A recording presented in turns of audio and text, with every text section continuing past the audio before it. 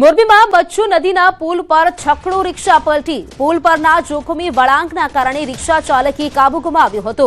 છેલ્લા એક અઠવાડિયામાં જ આ જગ્યાએ ત્રીજો અકસ્માત સર્જાયો છે। અગાઉ પણ આ ખરાબ વળાંકના લીધે નાના મોટા અકસ્માતો થઈ ચૂક્યા છે। જોકે સદનસીબે અકસ્માતમાં કોઈને જાનહાનિ કે ગંભીર ઇજાઓ નથી પહોંચી। રિક્ષા પલટી મારવાની આ સમગ્ર ઘટના નજીકના સીસીટીવી કેમેરામાં કેદ થવા પામી છે। વારંવાર બનતા અકસ્માતોને લઈને સ્થાનિકોમાં રોષનો માહોલ છે। તો વહીવટી તંત્ર આ જોખમી વળાંક પર કોઈ નક્કર પગલાં લે તેવી માંગ લોકો દ્વારા કરવામાં આવી છે।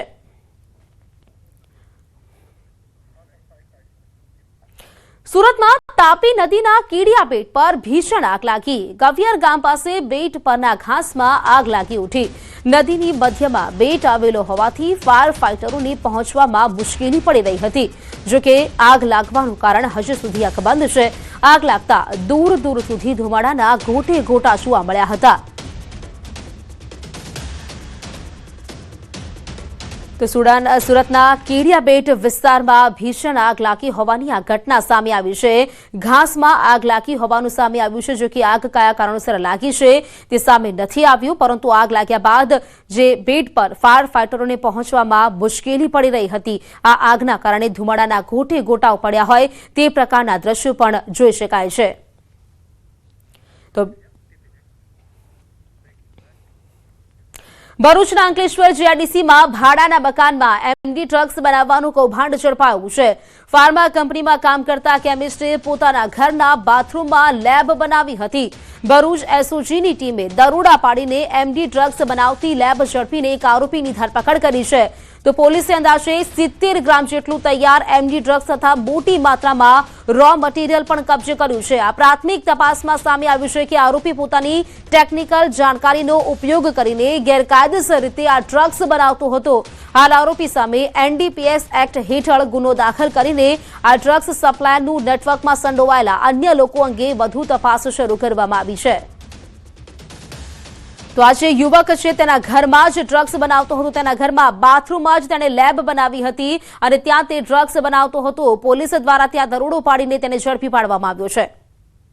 એ પોતાના ઘરે બાથરૂમમાં મેફેડ્રોન બનાવવાની લેબ બનાવીને મેફેડ્રોન બનાવવાનો કામ કરતા હતા। એ પહેલાથી 6-7 મહિનાથી મેફેડ્રોન બનાવવાની પ્રક્રિયા કરતા હતા। તો બોર્ડની પરીક્ષાને લઈને સુરત પોલીસનો મોટો નિર્ણય। રાત્રે 10 વાગ્યા પછી ડીજે વગાડવા પર પ્રતિબંધ મૂકવામાં આવ્યો છે। ડીજે વગાડનારાઓ સામે કાયદેસરની કાર્યવાહી કરવામાં આવશે। રાત્રે વાહનોને હોર્ન વગાડવા પર પણ રોક લગાવવામાં આવી છે। વિદ્યાર્થીઓના હિતને ધ્યાનમાં રાખીને સુરત પોલીસ દ્વારા આ મહત્વનો નિર્ણય કરવામાં આવ્યો છે। બોર્ડની પરીક્ષાને ધ્યાનમાં રાખીને આ પ્રકારનો નિર્ણય છે તે સુરત પોલીસે કર્યો છે। રાત્રે 10 વાગ્યા પછી ડીજે નહીં વગાડી શકાય। હવે જે કોઈ પાર્ટી પ્લોટમાં 10 વાગ્યા બાદ ડીજે મોટા અવાજમાં વગાડવામાં આવશે, ડીજેનો ઉપયોગ કરવામાં આવશે તો ત્યાં કાયદેસરની કાર્યવાહી કરીને ડીજે જપ્ત કરવામાં આવશે। સાથે સાથે જે મોડી રાતે લક્ઝરી બસો અને મોટા ટ્રક જે હોર્ન વગાડે છે જેમાં બાળકોને ભણવામાં વિક્ષેપ થાય છે, બધા ટ્રક અને લક્ઝરી બસો પણ કાર્યવાહી કરવામાં આવશે। હાલમાં જે રોંગ સાઈડ ચાલી રહી છે લક્ઝરી બસ અને જે જાહેરનામા ભંગ કરીને પણ સમય સિવાયના સમયમાં સિટીમાં એન્ટર થાય છે બધી લક્ઝરી બસ અને ટ્રકની ઉપર પણ અમે કાર્યવાહી કરી રહ્યા છીએ। વહેલા સવારમાં 4 વાગે પણ અમે પોઈન્ટ લગાડી અને કાર્યવાહી કરી રહ્યા છીએ। હવે વાત કરીશું મહાશિવરાત્રીની।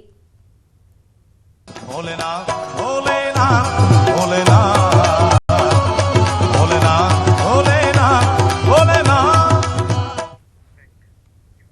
જૂનાગઢમાં મહાશિવરાત્રીના પર્વને લઈને ભક્તોનું ઘોડાપૂર ઉમટ્યું છે। ભવનાથની તળેટી ખાતે સાધુ સંતોનું ઘોડાપૂર ઉમટ્યું છે। જૂનાગઢમાં ધૂણી ધખાવી બેઠા છે સાધુઓ। 25 કિલો રુદ્રાક્ષનો સાધ્વીએ કર્યો છે સંકલ્પ। 11 વર્ષના છોટે સંત બન્યા આકર્ષણનું કેન્દ્ર। તો રવાડીમાં છોટે સંત કરશે લાકડીના દાવ। બાઇકવાળા બાબાને જોવા માટે લોકો ઉમટી પડ્યા છે। બાબા બાઇક પર બેસીને તપસ્યા કરે છે। જૂનાગઢનો આ ભવનાથનો મેળો જ્યાં અલગ અલગ સાધુ સાધ્વીઓ આકર્ષણનું કેન્દ્ર બની રહ્યા છે. મહાશિવરાત્રીનો આ પર્વ અને 5 દિવસીય મેળામાં લાખો શ્રદ્ધાળુઓ ત્યાં ઉમટ્યા છે.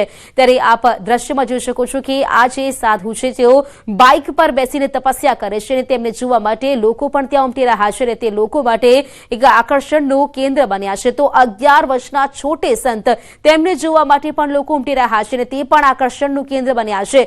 રવાડીમાં આજે છોટે સંત છે તે લાકડીના દાવ કરતા પણ જોવા મળી રહ્યા છે.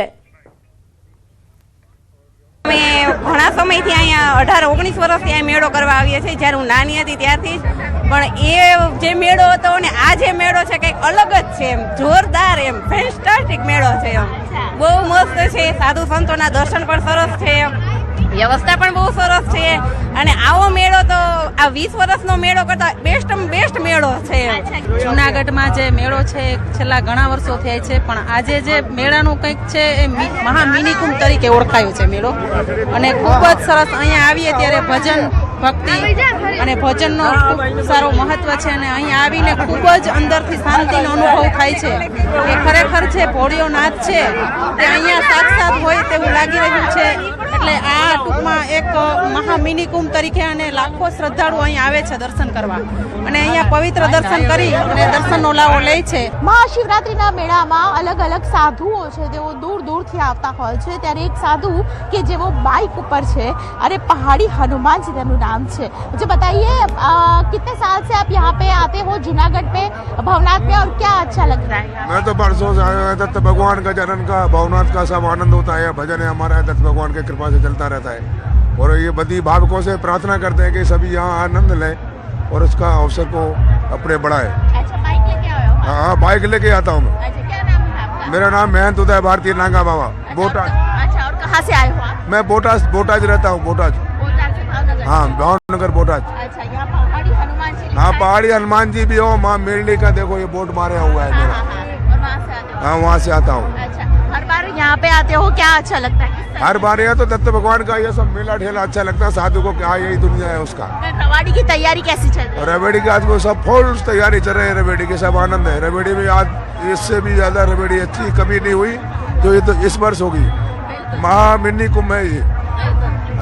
સંતો મોટી સંખ્યાની અંદર જ્યારે આવતા હોય છે ત્યારે મિની કુંભમાં પણ અનેક સંતો છે તેઓ આવે છે અને અલગ અલગ પ્રકારે ખાસ કરીને નાવકા બાવાઓ જે આવતા હોય છે તેના દર્શન કરવા માટે અહીં લોકો છે મોટી સંખ્યાની અંદર આવતા હોય છે. કેમેરામેન સામે શર્મા સાથે દીપિકા કુમાર, ન્યૂઝ ગુજરાતી, જૂનાગઢ. આમ તો ઉંમર ખૂબ જ નાની છે, પરંતુ આ નાની ઉંમરમાં તેમણે કરતબ શીખી લીધા છે. રબાડીમાં ખાસ કરીને લાકડી ફેરવશે આ છોટે સંત અને જે આવ્યા છે તેમની સાથે પણ વાતચીત કરીશું. બોરસદથી તેઓ આવ્યા છે અને ખાસ કરીને લોકોના આકર્ષણનું કેન્દ્ર પણ બન્યા છે. તમારું નામ કહેશો? ક્યાંથી આવ્યા છો આપ? કવિઠાથી. કવિઠાથી. અચ્છા, શું કહેશો કે ક્યાંથી? આ રવેલી ને કરવા તો તમે આ લાકડીઓ તલવારો બધા નાગા બાવો ફેરવે. અચ્છા, અને તમે કેવી રીતે શીખ્યું? એ આ બધાનું જોઈને. બધાનું જોઈને. અચ્છા, તો કેટલી ઉંમર છે તમારી? 11. અચ્છા, તો શું વિચાર આવ્યો કે હવે સંત બની જવું છે? મારે ભરવું નતું ને મારે સંત બની જવું. અચ્છા, અને રવાડીમાં જોડાઈ ગયા? તમારા મધર ફાધર? મમ્મી ને પપ્પા. Mummy papa. અચ્છા, અને સંત અહીંયા ક્યાંના છો? નેકા બાપુ નેકા. નાની ઉંમરમાં બની ગયા. અચ્છા, ફરીથી એકવાર કરતબ બતાવીને બતાવો ને રવાડીમાં કેવી રીતે બનાવો? અમે જૂનાગઢમાં આવી રીતે બતાવીએ છીએ, તમે જોજો. હા, બતાવો.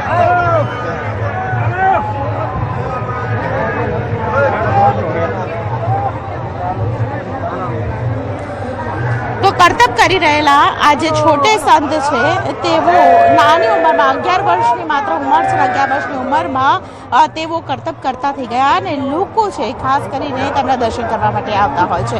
કેમેરામેન સામે શર્મા સાથે દીપિકા કુમાર, ન્યૂઝ 18 ગુજરાતી, જૂનાગઢ.